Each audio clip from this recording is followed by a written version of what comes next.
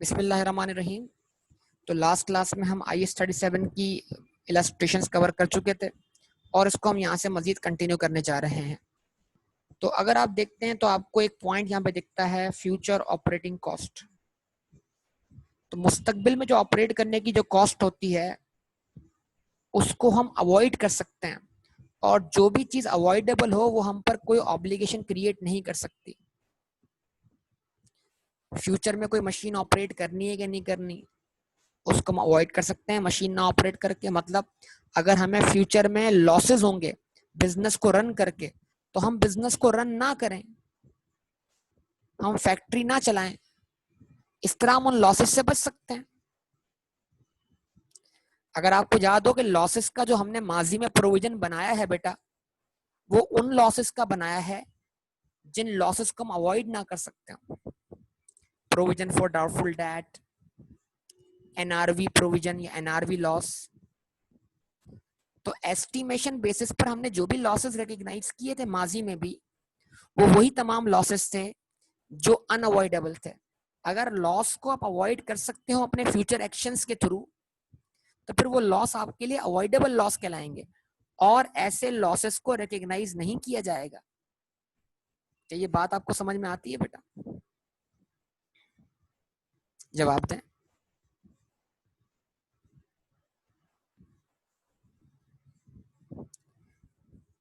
इस तरह smoke filters वाली एग्जांपल तो हमने कवर की। हम इस बात को कोई मसला नहीं, इस बात को हम मजीद तफसील से देखते हैं, मजीद तफसील से हम इस बात को समझने की कोशिश करते हैं। ठीक है, तो मैं ला रहा हूं आपको दोबारा कहां पर, स्टैंडर्ड पर। अच्छा जी,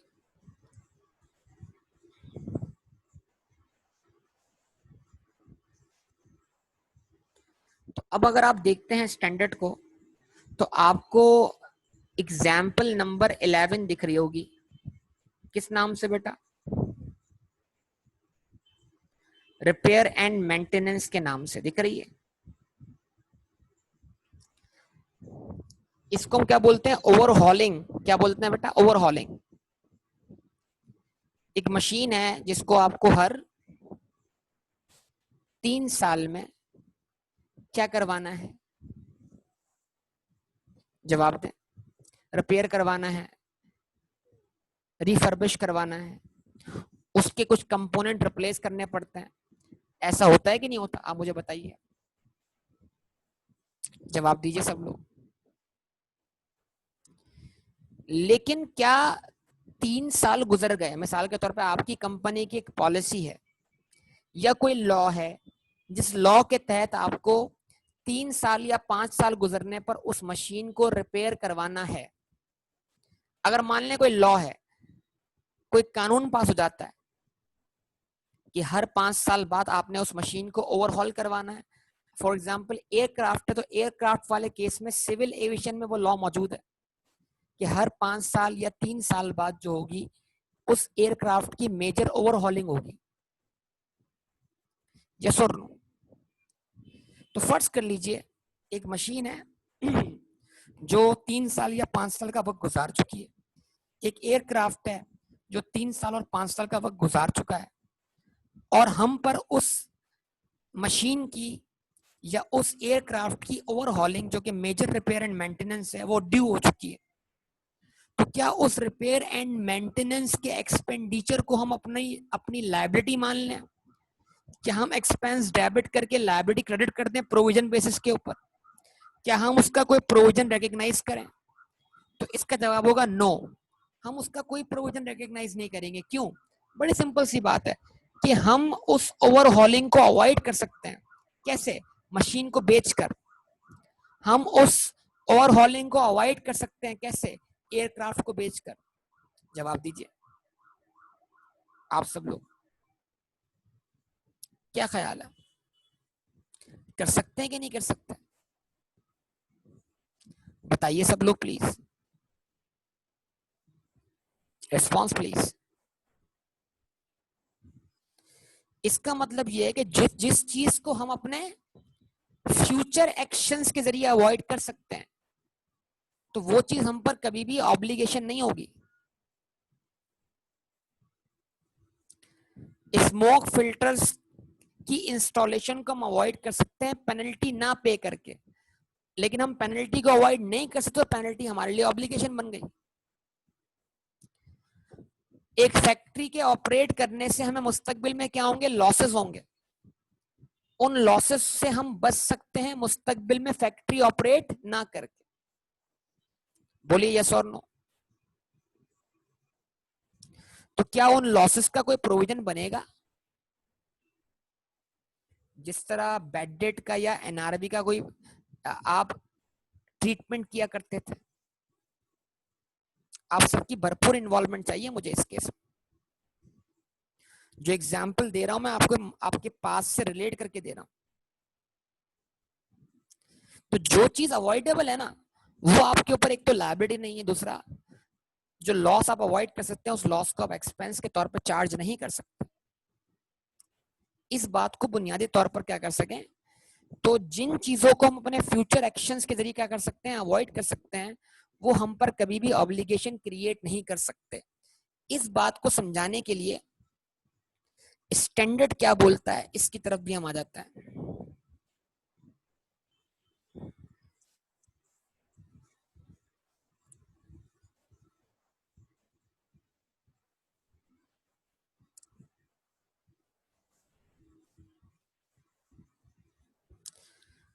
ठीक है, अब आपको याद हो कि हम लायबिलिटी की डेफिनेशन पढ़ चुके थे, हम प्रोविजन की डेफिनेशन भी पढ़ चुके थे, हमने ऑब्लिगेटिंग इवेंट को भी समझ लिया था कि पास्ट इवेंट ऑब्लिगेटिंग इवेंट कब होता है, जब वो हम पर लीगल या कंस्ट्रक्टिव ऑब्लिगेशन क्रिएट करता है।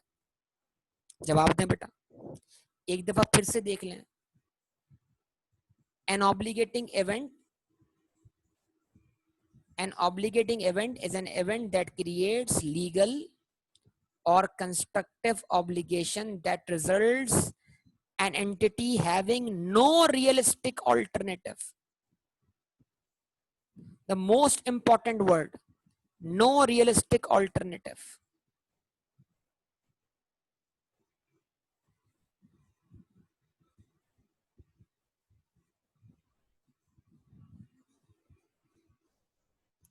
यानी आपके पास उसको सेटल करने के अलावा कोई और चॉइस ना हो।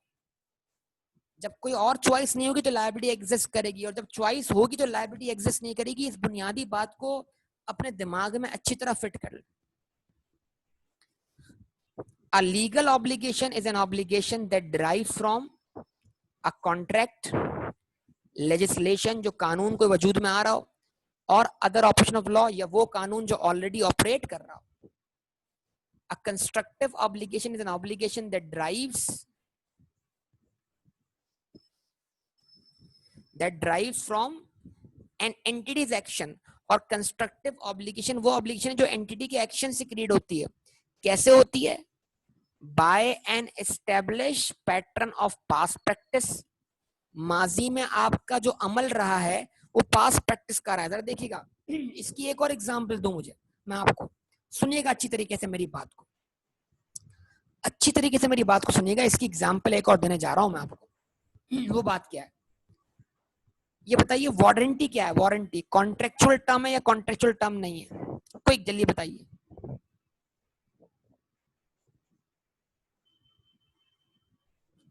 तो कॉन्ट्रेक्चुअल टर्म कौन सी ऑब्लिगेशन क्रिएट करेगी, लीगल या कंस्ट्रक्टिव?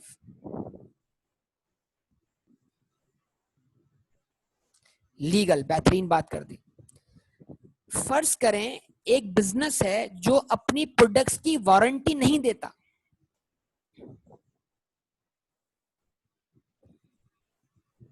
एक बिजनेस है जो अपनी प्रोडक्ट्स की वारंटी नहीं देता, लेकिन जब भी कोई कस्टमर उसके पास उसकी प्रोडक्ट की शिकायत लेकर आता है या खराब प्रोडक्ट लेकर आता है, तो वो उस प्रोडक्ट को एक्सेप्ट करके या तो उसकी रिप्लेसमेंट में कोई नई प्रोडक्ट दे देता है, या वो उसको एक्सेप्ट करके उसको रिपेयर करवा के देता है फ्री ऑफ कॉस्ट।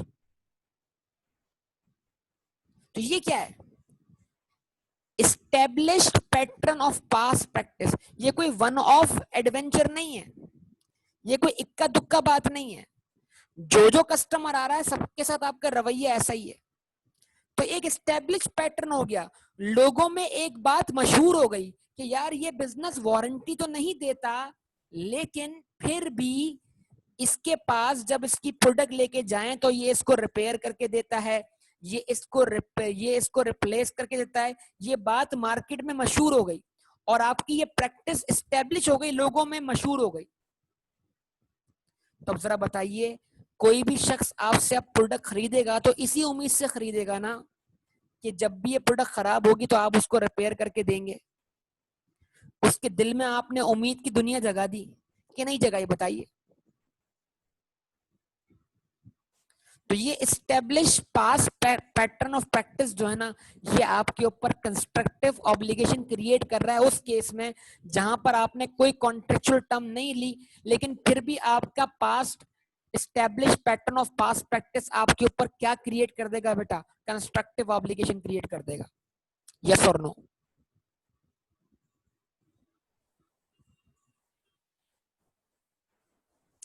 तो एग्जाम्पल पहले पढ़ने से फायदा ये हुआ कि स्टैंडर्ड समझ लगना शुरू हो जाएगा हमें कि स्टैंडर्ड बोल क्या रहा है। अच्छा जी, पब्लिश पॉलिसीज। आप अपनी फाइनेंशियल स्टेटमेंट जब भी पब्लिश करते हैं ना, आप एनवायरनमेंट की बड़ी बात करते हैं। We protect environment, we create healthy environment, we protect our labour, we provide healthy environment to our labour. ऐसी बड़ी बड़ी आपने बातें मारी हुई है, मतलब अपनी फाइनेंशियल स्टेटमेंट के शुरू में अपनी कंपनी का इंट्रोडक्शन देते हुए बड़ी एनवायरनमेंट करते हैं आप। तो ये जो आपने बड़ी बड़ी बातें की हुई है ना, अपनी पॉलिसी बयान की हुई है कि अगर हमारी वजह से एनवायरनमेंट को नुकसान पहुंचा तो हम उस नुकसान की तलाफी करेंगे। अगर ये आपकी पॉलिसी लिखी हुई है कहीं पर, तो इसका मतलब ये हुआ कि फिर वही, अगर आपकी वजह से कोई एनवायरमेंटल डैमेज होता है, तो अगर कोई उस कंट्री में एनवायरमेंटल लॉ मौजूद नहीं है या कोई लॉ वर्चुअली सर्टेन नहीं है टू बी इनेक्टेड, इन दोनों सूरतों में आपकी पब्लिश पॉलिसी आपके ऊपर कंस्ट्रक्टिव ऑब्लिगेशन क्रिएट कर रही है। क्या ख्याल है बेटा?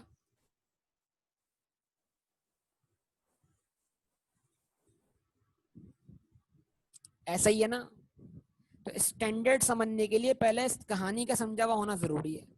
एक एक लाइन समझ में आएगी अगर आपने इलस्ट्रेशंस पहले देख ली, स्टैंडर्ड बाद में पढ़ा। वो स्टैंडर्ड समझ क्यों नहीं आता कि कहानी हमारे सामने है ही नहीं, मसला यही। अच्छा जी, तो ना हमारा कोई पास, मतलब ना हमारा कोई establish pattern of pass practice है, ना हमारी कोई पब्लिश पॉलिसीज हैं, तो फिर अब हम पर कैसे कंस्ट्रक्टिव ऑब्लिगेशन क्रिएट होगी? अब आखिरी रास्ता क्या है? आखिरी रास्ता यह है कि हम पब्लिक अनाउंसमेंट कर दें,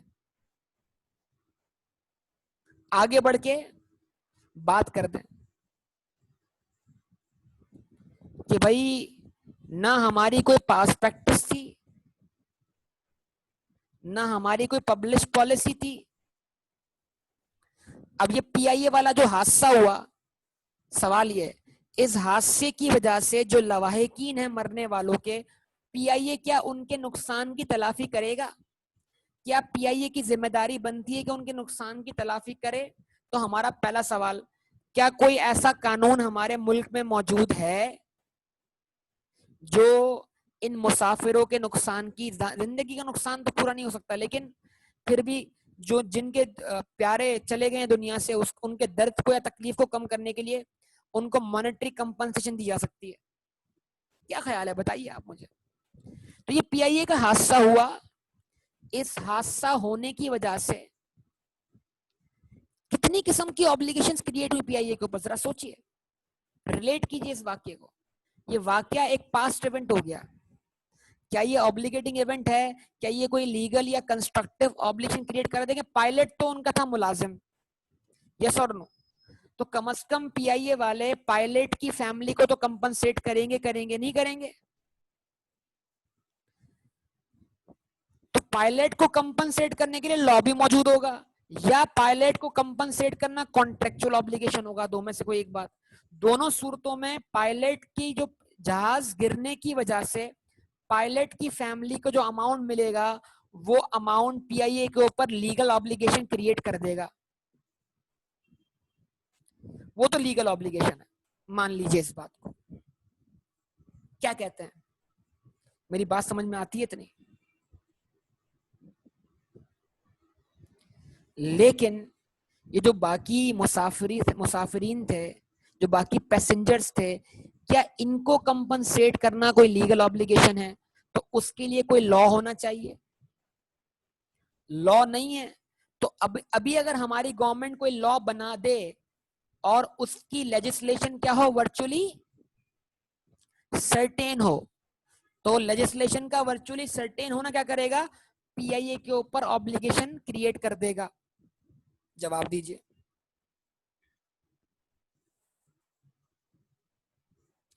लेकिन अगर कोई लेजिस्लेशन भी नहीं बन रही अब तक, तो फिर पीआईए और मुसाफिरीन के दरमियान कोई कॉन्ट्रैक्ट होना चाहिए,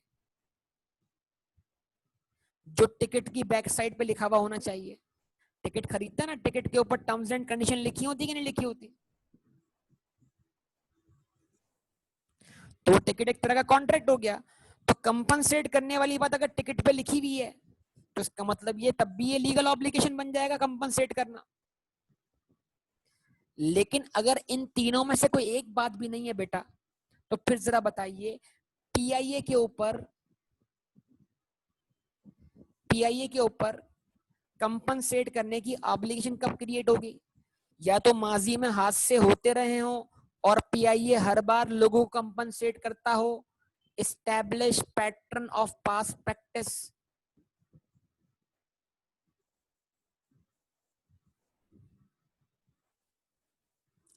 या फिर पीआईए ने कहीं अपनी पॉलिसी पब्लिश की हुई हो, लोगों को बताया हुआ इस हवाले से, या फिर पीआईए का जो सीईओ है वो प्रेसिडेंट जो है या मैनेजिंग डायरेक्टर जो है वो आए पब्लिक के सामने प्रेस कॉन्फ्रेंस करे और अनाउंसमेंट कर दे। तो जैसे ही उसने पब्लिक के सामने प्रेस कॉन्फ्रेंस की और अनाउंसमेंट की, उस पर कंस्ट्रक्टिव ऑब्लिगेशन क्या हो गई बेटा, क्रिएट हो गई।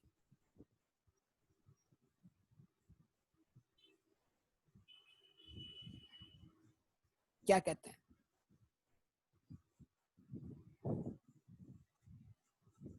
सही है।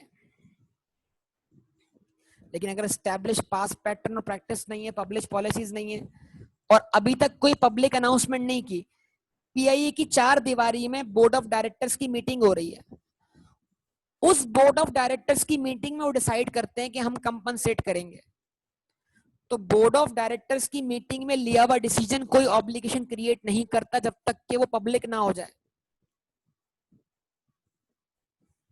4 दीवारी वाली बात अभी दीवार से बाहर निकली नहीं है, अभी लोगों में उस बात ने कोई एक्सपेक्टेशन क्रिएट नहीं की। तो B point is very much important, and लगा दो, मतलब कि वो अनाउंसमेंट तो है लेकिन वो अनाउंसमेंट इस लेवल की होनी चाहिए कि वो लोगों में एक एक्सपेक्टेशन क्रिएट कर दे, and as a result the entity has created a valid expectation on the part of those other parties that it will discharge those responsibilities। कि ये स्टेटमेंट सुनने के बाद लोगों में एक उम्मीद जाग जाए कि पीआईए जो बोल रहा है उस पर अमल करेगा, यानी उन फैमिलीज को कंपनसेट किया जाएगा। तो फिर कंस्ट्रक्टिव ऑब्लिगेशन क्रिएट हो गई, फिर वो पास्ट इवेंट ऑब्लिगेटिंग इवेंट बन गया।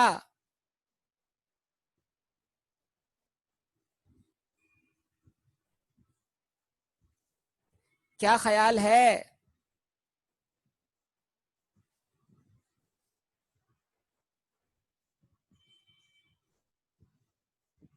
जवाब दीजिए मुझे आप सब।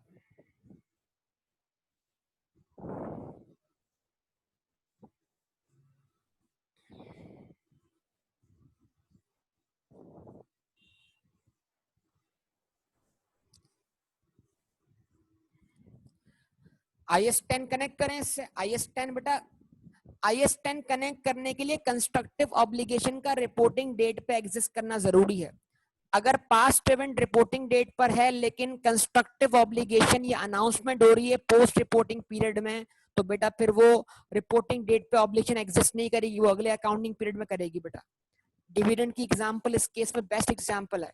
प्रॉफिट तो अर्न हो गए थे रिपोर्टिंग डेट पर, लेकिन कंपनी लीगली बाउंड नहीं थी उन प्रॉफिट्स पर डिविडेंड पे करने के लिए, कोई लॉ नहीं था।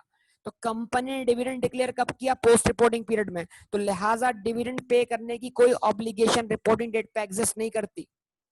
तो अगर पास्ट इवेंट हो रिपोर्टिंग पीरियड में और कंस्ट्रक्टिव ऑब्लिगेशन क्रिएट होती हो पोस्ट रिपोर्टिंग पीरियड में, तो ये नॉन एडजस्टिंग इवेंट होगा, ये एडजस्टिंग इवेंट नहीं होगा। फराज बेटा क्लियर हुई बात या नहीं? क्लियर है ना बात फराज?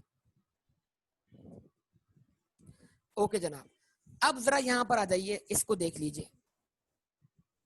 ये वही बेटा, ये वही आपका जो है ट्री डायग्राम था ना, ट्री डायग्राम, ये जो डायग्राम बना हुआ था ना आपके पास, जो डिसीजन ट्री था आपके पास, ये वाला स्टार्ट, 3 सवाल, present obligation as a result of an obligating event, outflow probable है या नहीं है, रिलायबल एस्टीमेट है या नहीं है। ये बात स्टैंडर्ड में ऐसे लिखी हुई है, स्टैंडर्ड रीड करवा रहा हूं, जरूरी है, अच्छे से बात हो जाएगी। पाकिस्तान की 90% आवाम जो है वो स्टैंडर्ड पढ़ती नहीं है, भागती है पढ़ने से, नींदें आती हैं उनको।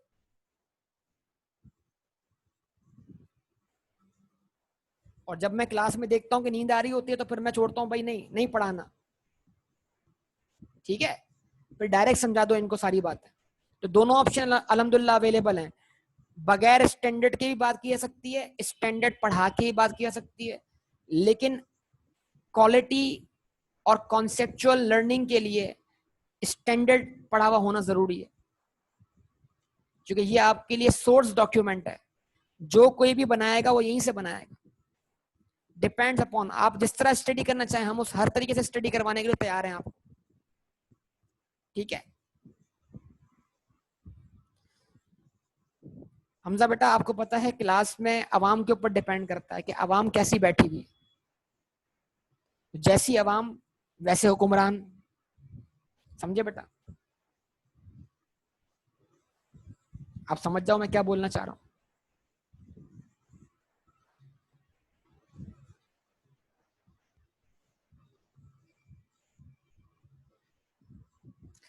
ओके जनाब, अब प्रोविजन शैल बी रिकॉग्नाइज, वो जो 3 पॉइंट आपने डिसीजन ट्री में देखे, ये 3 पॉइंट ए बी सी की शक्ल में मौजूद हैं। An entity has present obligation legal और constructive as a result of past event. B point क्या है? It is probable that outflow of resources embodying economic benefit will be required to settle the obligation. And number C point क्या है?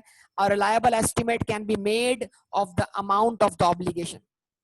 If these conditions are not met, no provision shall be recognized. यानी provision recognise करने के लिए इन तीनों conditions का mat होना जरूरी है। जब तीनों सवालात का जवाब क्या हो, यस हो, तो आप प्रोविजन रिकॉग्नाइज करेंगे। तो अब जरा देख लो, present obligation yes, outflow probable yes, reliable estimate yes, और बराबर में क्या लिखा हुआ है? No, rare. ये बात स्टैंडर्ड में ऐसे लिखी हुई है, देखो 15 paragraph. In rare cases it is not clear whether there is present obligation. अच्छा ये ऊपर वाली बात है, ये ऊपर वाली बात है कि प्रेजेंट ऑब्लिगेशन है या पॉसिबल ऑब्लिगेशन है, मतलब प्रेजेंट ऑब्लिगेशन का आंसर यस के हवाले से बात कर रहा है, ठीक है। अच्छा जी, in rare cases it is not clear whether there is present obligation. In these cases past event deemed to give rise present obligation. If taking account of all available evidences, it is more likely than not that a present obligation exists at the end of the reporting period. मतलब कि present obligation exist करती है कि नहीं करती है, बहुत rare बात है। आमतौर पर तो आपको प्रेजेंट ऑब्लिगेशन एग्जिस्ट करती हुई दिखाई देगी, लेकिन जहां पर किसी चीज का फैसला मुस्तकबिल ने करना हो, जैसे कोर्ट केस, तो फिर उस चीज में आप प्रॉबिलिटी देखें कि अगर आपके उस केस जीतने के चांसेस जो हैं वो ज्यादा हैं ना जीतने के मुकाबले में, तो फिर तो प्रेजेंट ऑब्लिगेशन एग्जिस्ट नहीं करती। और अगर केस हारने के चांसेस ज्यादा हैं तो लीगल ऑब्लिगेशन या पेटेंट ऑब्लिगेशन एग्जिस्ट करती है। लॉयर वाली एग्जांपल हम कवर करके आए कि नहीं आए बेटा? जो हमने एग्जाम्पल कवर की, अब ये समझ लो उस एग्जाम्पल को कंटेक्स्ट में रखते हुए पैराग्राफ पढ़ लो, एक एक लफ्ज समझ में आएगा, यकीन करो, एक एक लफ्ज समझ में आएगा। हाँ भाई, लॉयर ने बोला, लॉयर ने क्या बोला? हमारे केस जीतने के चांसेस ज्यादा हैं हारने के मुकाबले में। यस जवाब दो बेटा। तो हमने बोला there is no obligation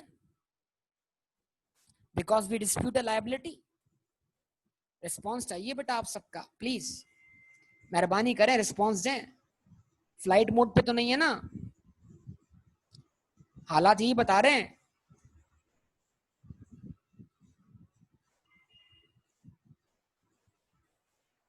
lawyer वाली एग्जाम्पल याद आ रही है? पढ़ी थी हमने, ये दोबारा पढ़ा दूं?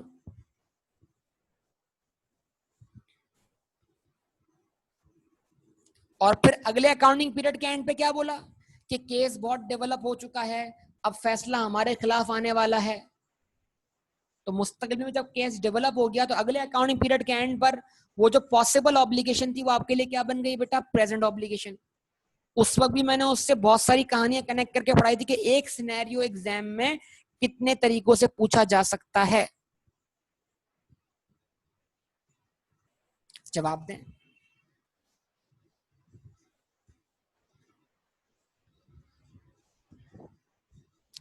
तो अब पैराग्राफ 15 की एक्सप्लेनेशन कहां मौजूद है? 16 पैराग्राफ में मौजूद है। In almost all cases, in almost all cases it will be clear whether past event has given rise to present obligation। आमतौर पर पास्ट इवेंट ऑब्लिगेटिंग इवेंट होता है, इस बात का एविडेंस आपको मिल जाता है रिपोर्टिंग डेट पर या पोस्ट रिपोर्टिंग डेट पर। लेकिन बहुत रेयर केसेस है जहां पर आप डिस्प्यूट करते हैं लायबिलिटी में। तो जरा देखिए, in rare cases, for example in lawsuit, it may be disputed either whether certain events have occurred or whether those events result in present obligation। वो क्या था भाई? फूड पॉइजनिंग थी। तो ये बात साबित होना बाकी थी कि वो फूड पॉइजनिंग हमारी प्रोडक्ट से हुई है। तो अगर हम ये बात साबित कर देते हैं कि फूड पॉइजनिंग हमारी प्रोडक्ट से नहीं हुई तो फिर हम पर कोई ऑब्लिगेशन एग्जिस्ट नहीं करती। और अगर हम ये बात साबित करने में नाकाम हो जाते हैं कि फूड पॉइजनिंग जो है वो हमारी प्रोडक्ट से नहीं हुई, हम ये बात साबित करने में नाकाम हो जाते हैं, तो इसका मतलब क्या हुआ? इसका मतलब ये हुआ फूड पॉइजनिंग हमारी प्रोडक्ट से हुई है और हम पर ऑब्लिगेशन भी एग्जिस्ट करती है। In such case an entity determines whether a present obligation exists at the end of the reporting period by taking account of all available evidence, including, for example, the opinion of experts। अब lawyer ने जो बोला वो मान लेना है। Lawyer ने बोला केस जीतने के चांसेस ज्यादा हैं, no obligation, may be possible obligation. Lawyer ने अगले अकाउंटिंग पीरियड के एंड पे बोल दिया कि केस बहुत डेवलप हो चुका है, अब फैसला हमारे खिलाफ आने वाला है, तो बोल दो भाई प्रेजेंट ऑब्लिगेशन। इसका मतलब जहां पर आप डिस्प्यूट में चले जाएं कि लायबिलिटी एग्जिस्ट करती है कि नहीं करती, तो फिर वहां पर आप एक्सपर्ट ओपिनियन लें और जो एक्सपर्ट ओपिनियन होगा उसके हिसाब से डिसाइड करें प्रोबेबिलिटी कि हमारे खिलाफ फैसला आने के चांसेस ज्यादा हैं या हमारे हक में। उम्मीद करता हूं ये सारी गुफ्तगू आपको समझ में आ रही होगी।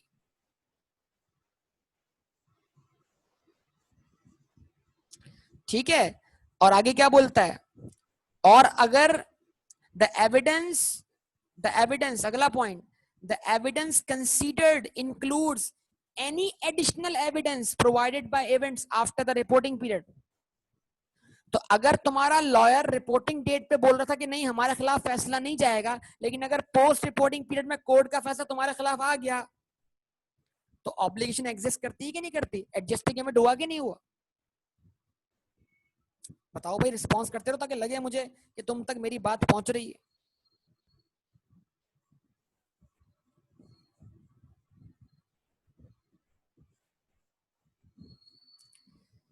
ठीक है, तो where it is more likely then not a present obligation exists at the end of the reporting period, the entity recognize a provision. मतलब जब लाइबिलिटी एग्जिस्ट करने के चांसेस ज्यादा होंगे ना एग्जिस्ट करने के मुकाबले में, तो प्रोविजन रिकॉग्नाइज किया जाएगा. Where it is more likely that no present obligation at the end of the reporting period, the entity discloses a contingent liability. तो अगर ऑब्लिगेशन प्रेजेंट नहीं है तो फिर पॉसिबल है, और फिर अगर पॉसिबल ऑब्लिगेशन है, आंसर यस हो गया. आउटफ्लो रिमोट नहीं है, आउटफ्लो रिमोट नहीं है, आउटफ्लो भी क्या है, पॉसिबल है. तो फिर डिस्क्लोज अ कंटिंजेंट लायबिलिटी. ये ट्री आपके सामने था ना, कि अगर आपने बोला प्रेजेंट ऑब्लिगेशन, आंसर बोला नो, क्यों, वी डिस्प्यूट अ लायबिलिटी. तो क्या पॉसिबल ऑब्लिगेशन है, हाँ. क्या मुमकिन है कि फैसला हमारे खिलाफ है, आ तो सकता है, आंसर यस हो गया. और अगर आउटफ्लो रिमोट ना हो तो disclose what, disclose contingent liability. इसको डिस्क्लोज करो, इसको डिस्क्लोज करो बतौर व्हाट. तो जो हमने लॉयर वाला केस पढ़ा था, जहां पे लॉयर ये कह रहा था जनाब हमारे खिलाफ फैसला नहीं आएगा, वहां प्रेजेंट ऑब्लिगेशन तो नहीं थी, लेकिन वहां पॉसिबल ऑब्लिगेशन थी और आउटफ्लो रिमोट नहीं था. तो लिहाजा हमें कम से कम जो पहला रिपोर्टिंग पीरियड था वहां पर उसको कंटिंजेंट लायबिलिटी के तौर पर डिस्क्लोज करना चाहिए, ताकि हमारे स्टेक होल्डर को पता लगे कि हमारे खिलाफ केस फाइल हुआ है. लेकिन जब केस डेवलप हो गया तो फिर उसके बाद वो कंटिन्यू लायबिलिटी नहीं रहा, वो फिर आपका प्रोविजन बन गया. यस और नो, जवाब दें. तो ये सारी बातें बेटा कितनी कनेक्टेड हैं, और ये मैं आपको रिपीट कर करके पढ़ा रहा हूँ मुख्तलिफ तरीके से, क्योंकि ये स्टैंडर्ड बड़ा इग्नोर किया जाता है पेपर के लिहाज से, और स्टूडेंट्स को सही से इसको सॉल्व करना आता ही नहीं है.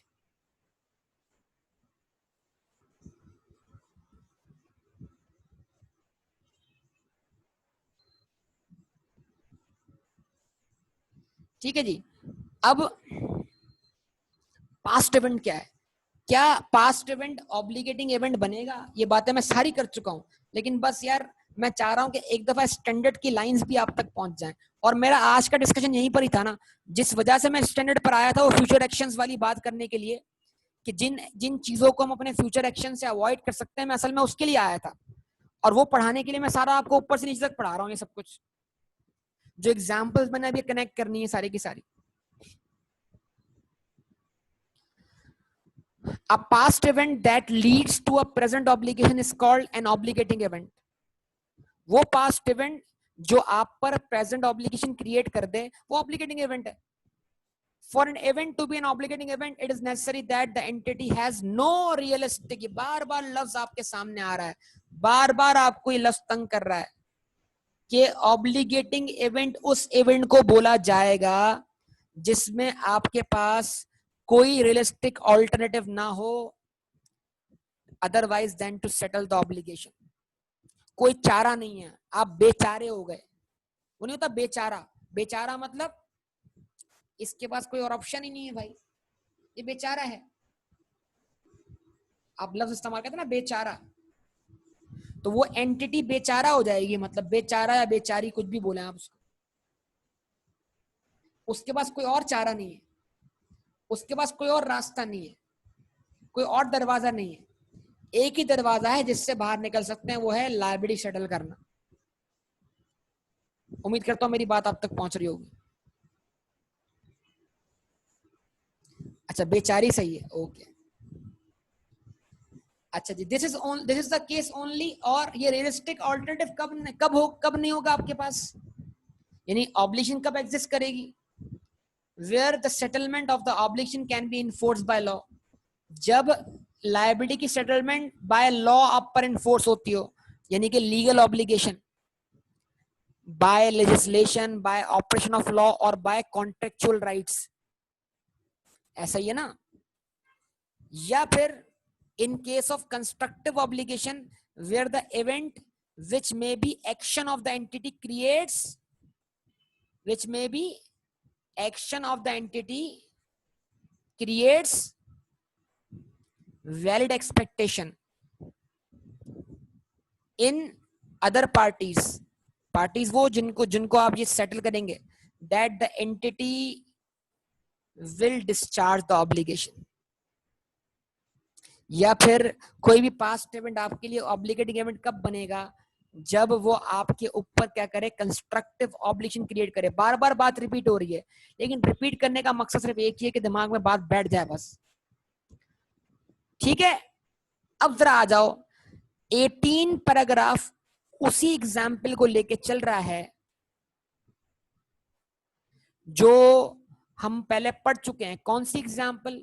स्मोक फिल्टर वाली एग्जाम्पल। याद है सबको स्मोक फिल्टर वाली एग्जाम्पल? तो बताइए मुझे।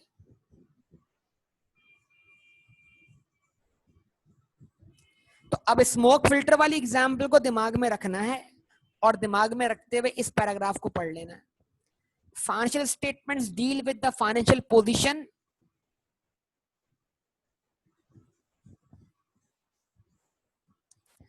स्टडी नोट्स मतलब ये स्टैंडर्ड शेयर कर दूं हमजा? मैं समझा नहीं, स्टडी नोट्स की बात कर रहे हैं। कौन सी स्टडी नोट्स बेटा? ये स्टैंडर्ड शेयर कर दूं मैं? ये वाला डॉक्यूमेंट जो मैं रीड कर रहा हूं ये शेयर कर दूं? हाँ ये मैं शेयर कर दूंगा। Okay. Financial statement deals with the financial position of an entity eight the end of the reporting period and not it's possible position in the future. यानी एसओएफपी के अंदर आप एंटिटी की करंट पोजीशन दिखा रहे हैं ना, प्रेजेंट ऑब्लिगेशन दिखा रहे हैं।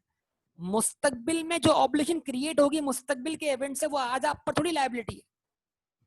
Therefore, no provision is recognized for the cost that need to be incurred to operate in the future. तो वो कॉस्ट आपके लिए कभी भी ऑब्लिगेशन नहीं हो सकती जो फ्यूचर में इनकर होनी है, फ्यूचर में ऑपरेट करने के लिए, क्योंकि फ्यूचर में ऑपरेट करना ना करना आपका डिसीजन है। एक गवर्नमेंट आपको स्मोक फिल्टर इंस्टॉल करने के लिए कहती है, आप बोलते हैं मैं बिजनेस बंद कर रहा हूं, मुझे स्मोक फिल्टर इंस्टॉल करने की जरूरत ही नहीं, खत्म। आप बोल रहे मैं स्मोक फिल्टर इंस्टॉल ही नहीं करूंगा, मैं फाइन या पेनल्टीज पे कर दूंगा, खत्म हो गई बात। इसका मतलब यह है कि आपके पास भागने का रास्ता मौजूद है, आपके पास रियलिस्टिक ऑल्टरनेटिव मौजूद है। तो जहां भी रियलिस्टिक ऑल्टरनेटिव मौजूद होगा वहां लायबिलिटी कभी एग्जिस्ट नहीं करेगी। The only liabilities recognized in an entity's statement of financial position are those that exist at the end of the reporting period. Liability वही है जो रिपोर्टिंग पीरियड पे एग्जिस्ट करती है। लायबिलिटी रिपोर्टिंग पीरियड पे एग्जिस्ट करने के लिए पास्ट इवेंट का ऑब्लिगेटिंग इवेंट होना जरूरी है। समझे मेरी बात को बेटा? चलो जी, अब जो एग्जांपल्स मैं पढ़ने जाऊंगा, पढ़ूंगा उनके लिए मैं पैराग्राफ पहले पढ़ लेता हूं। ठीक है, ये जुमला बड़ा इंपॉर्टेंट है। अभी जो एग्जाम्पल मैं मशीन की देकर आया आपको, अभी जो मैं एग्जाम्पल एयरक्राफ्ट की आपको देकर आया, वो एग्जाम्पल्स मैंने वर्बली आपको बयान कर दिए, मैं उनके पैराग्राफ पढ़ रहा हूं, फिर मैं एग्जाम्पल वहां से रीड करवाने जा रहा हूं आपको। It is only those obligations arising from past events existing independently of the entity's future actions. Obligation वो होती हैं जो आपके फ्यूचर एक्शंस पे डिपेंड नहीं करती, वो independent of your future action होती हैं। अगर आप किसी ऑब्लिगेशन को अपने फ्यूचर एक्शन के जरिए अवॉइड कर सकते हो तो इसका मतलब ये फिर वो आपके ऊपर वो ऑब्लिगेशन एग्जिस्ट नहीं करती। तो it is only those obligation arising from past events existing independently of an entity's future actions, that is future conduct of its business, that are recognized as provision. Example of such obligation are penalties or cleanup costs for unlawful environmental damage, both of which would lead to an outflow of resources embedding economic benefit in settlement regardless of future action of an entity. तो fine या penalties आपको पे करनी पड़ेंगी under law, तो कम से कम fine या penalties तो आपके लिए क्या होंगी? ऑब्लिगेशन होंगी। स्मोक फिल्टर इंस्टॉल करना ना करना ऑब्लिगेशन नहीं होगा। Similarly, an entity recognizes a provision for decommissioning cost of an oil installation, oil rig वाली एग्जांपल पढ़ाई थी मैंने आपको, or a nuclear power station to the extent the entity is obliged to rectify damage already cost. तो जो 90% damage cost हुआ था उस ऑयल रिग के कंस्ट्रक्ट होने से, वो हम पर ऑब्लिगेशन थी। और 10% डैमेज कॉज होना था इन्वेंट्री प्रोड्यूस होने से, और अब तक कोई इन्वेंट्री प्रोड्यूस नहीं हुई थी, तो लिहाजा जो 10% कॉस्ट थी वो हम पर ऑब्लिगेशन नहीं थी। ये सारी एग्जांपल मैं आपको पढ़ा चुका हूं।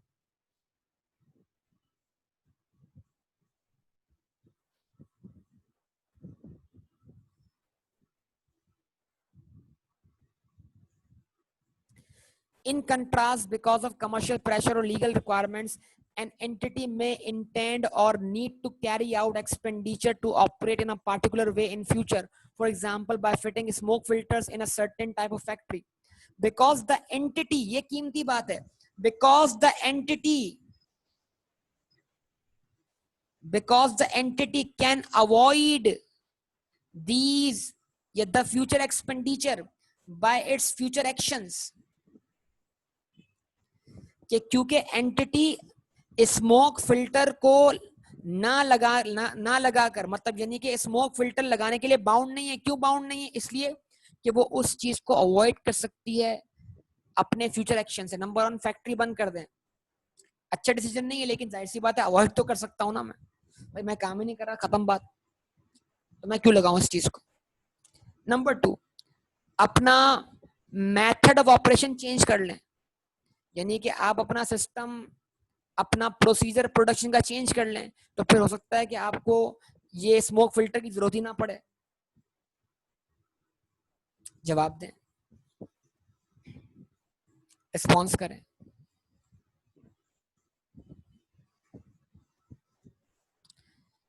ठीक है, या फिर आप ये सब कुछ नहीं करते तब भी आप स्मोक फिल्टर्स के लिए बाउंड नहीं है। क्यों? क्योंकि आप फाइन या पेनल्टीज पे करके भी इसको अवॉइड कर सकते हैं। फाइन या पेनल्टी पे करते रहे, क्या ख्याल है?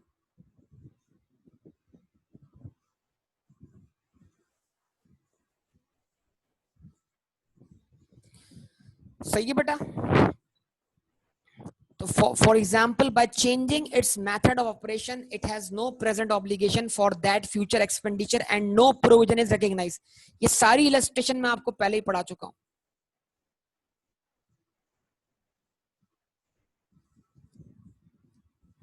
ठीक है जी।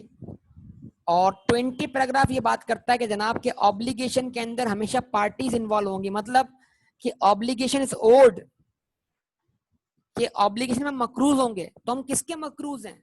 बतौर एंटिटी हम किसी एम्प्लॉय के मकरूज हैं, बतौर पीआईए हम उन तमाम पैसेंजर के मकरूज हैं, या for environmental damage we have obligation to settle or clean the environment. This obligation is owed to public at large. यानी हम इसमें मकरूज हैं पूरी अवाम के। तो जहां पर भी सोशल इशू होगा, ट्रैफिक का शोर, गाड़ियों का शोर, ये सोशल इशू है। फर्ज करें आप एक बस चलाने वाली कंपनी है, आप पब्लिक ट्रांसपोर्टेशन कंपनी है कि नहीं है? फर्ज करें आप जो है वो एक गुड्स ट्रांसपोर्ट कंपनी है, लॉजिस्टिक कंपनी है। तो अगर आप दिन के वक्त में शहर में बड़े बड़े कंटेनर्स और ट्रक लेकर आ जाएंगे तो उससे पब्लिक को नुकसान होगा कि नहीं होगा?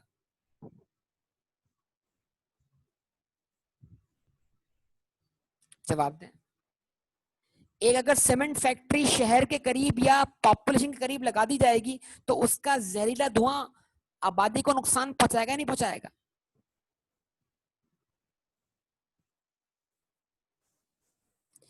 एक कंपनी अपना वेस्टेज जो है वो नदी नालों में फेंक देगी तो उससे आपका पीने का पानी मुतासर होगा कि नहीं होगा? इसमें सारी आवाम क्या हो जाएगी?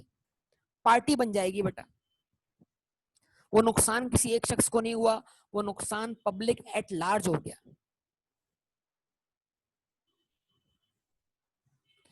एक रेजिडेंशियल एरिया में स्कूल बन गया, उस स्कूल के बनने से ट्रैफिक जाम होना शुरू हो गया है, बच्चे स्कूल में पढ़ते हैं, शोर शराबा होता है, मोहल्ले वाले आसपास परेशान रहते हैं, स्कूल में कभी इवेंट्स होते हैं, वहां गाने बजाए जाते हैं या बड़े बड़े स्टीरियो साउंड बजाए जाते हैं, जिसकी वजह से आसपास के लोग परेशान रहते हैं, तो मोहल्ले वाले परेशान हो गए। क्या ख्याल है? तो कुछ केसेस में जो ऑब्लिगेशन ड्यू होती है ना बेटा, वो पब्लिक एट लार्ज होती है। वहां पर कोई अकेला बंदा पार्टी नहीं बनता, वह कम्युनिटीज, सोसाइटीज, नेशंस, ये पार्टीज बन जाती हैं। बोलिए।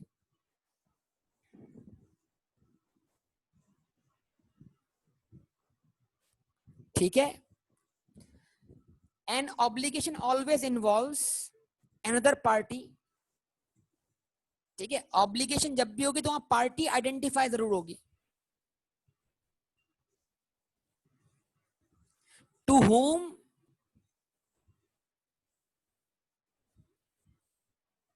whom the obligation is owed, यानी जब भी लायबिलिटी एग्जिस्ट करेगी तो ये लायबिलिटी वाले केस में हम किसके मकरूज हैं ये पता लग जाएगा। It is not necessary, however, to know the identity of the party to whom the obligation is owed. Indeed, the obligation may be to the public at large. तो कुछ केसेस में कोई एक शख्स पार्टी नहीं होगा बल्कि तमाम पब्लिक पार्टी होगी। तो मतलब पार्टी की आइडेंटिटी इंपॉर्टेंट नहीं है, पार्टी एग्जिस्ट करना इंपॉर्टेंट है कि जिसको ये हमने लायबिलिटी क्या करनी है, सेटल करनी है। Because an obligation always involves commitment to another party, it follows that management or board decisions does not give rise to constructive obligation at the end of the reporting period। बड़ी कीमती line है ये, copy paste line है, जुमला exam में इस्तेमाल हो सकता है।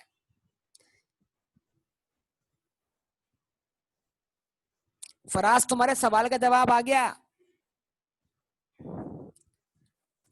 कि it follows that management or board decision does not give rise to constructive obligation। Management का चार दीवारी में फैसला करना कोई कंस्ट्रक्टिव ऑब्लिगेशन क्रिएट नहीं करेगा at the end of the reporting period, unless the decision has been communicated. वो डिसीजन कम्युनिकेट होगा before the end of the reporting period. वो रिपोर्टिंग पीरियड एंड होने से पहले पहले तक कम्युनिकेट हो जाना चाहिए। अगर वो डिसीजन पोस्ट रिपोर्टिंग पीरियड में कम्युनिकेट हो रहा है तो फिर रिपोर्टिंग डेट पे ऑब्लिगेशन एग्जिस्ट नहीं करती। लाइन अच्छी तरह पढ़ लो। unless the decision has been communicated before the end of the reporting period to those affected by it in sufficiently specific manner to raise a valid expectation in them that the entity will discharge its responsibilities। अभी कौन सा महीना शुरू हो गया बेटा?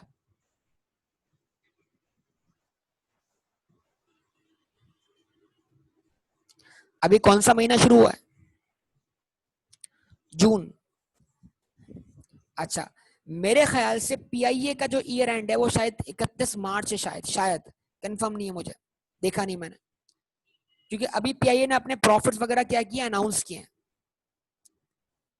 तो अब अगर जरा सोचो, हादसा तो अभी हुआ है मेरे ख्याल से मई के मंथ में हुआ है ना। इस तरह सोच लेते हैं हम थोड़ा, चलो हम सिनेरियो बना लेते हैं, फर्ज कर लेते हैं अगर पीआईए का ईयर एंड जो है वो 30 जून है, मान लें पीआईए का ईयर एंड 30 जून है, तो ये जो हादसा हुआ है जहाज का, ये कब हुआ है? इस रिपोर्टिंग डेट में हुआ ना जो क्लोज होने जा रहा है। फॉर एग्जाम्पल अगर हम मान लेते हैं कि पीआईए का ईयर एंड 30 जून है, तो ये हादसा कब हुआ है? रिपोर्टिंग पीरियड में हुआ है, यस और नो? अब कोई लॉ मौजूद नहीं है, कोई पास प्रैक्टिस नहीं है, कोई पब्लिश पॉलिसी नहीं है। अब पीआईए वाले अपने कस्टमर्स को कंपनसेट करने के लिए अनाउंसमेंट कहां करते हैं? अगर 30 जून तक पब्लिक अनाउंसमेंट हो जाती है तो कंस्ट्रक्टिव ऑब्लिगेशन 30 जून तक एग्जिस्ट करेगी, लायबिलिटी रिकॉग्नाइज हो जाएगी।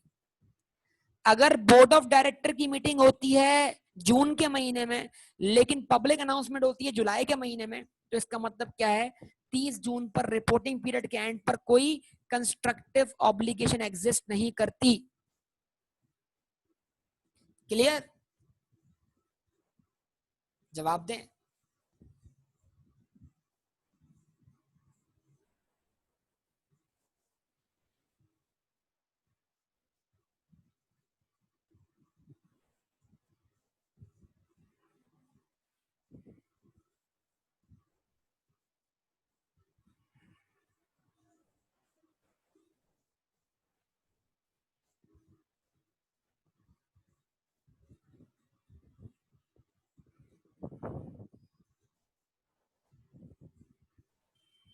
अब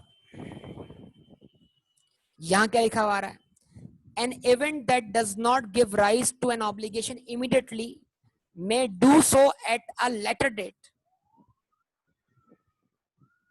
बस क्लोज कर लूं, जरा 4-5 लाइनें पढ़ लूं या नहीं पढ़ूं, बताओ, रोक दूं इसको, स्टॉप कर दूं यहीं पर?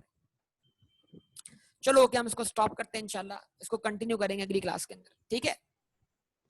एक रिदम बन गया था वैसे, चले ओके, अल्लाह हाफिज। सही है, ठीक है, रुक गया वैसे भी मैं, ओके ना।